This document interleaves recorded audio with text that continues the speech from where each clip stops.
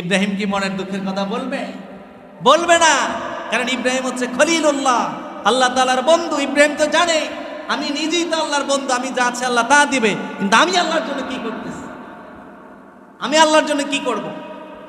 তখন এই উত্তরে হযরতে ইব্রাহিম আলাইহিস সালাতু ওয়াস সালাম বলছেন, রব্বানা ইন্নী আসকানতু মিন যুররিয়াতি বিওয়াদিন গায়রি জি জারইন ইনদা বাইতিকাল মুহাররাম।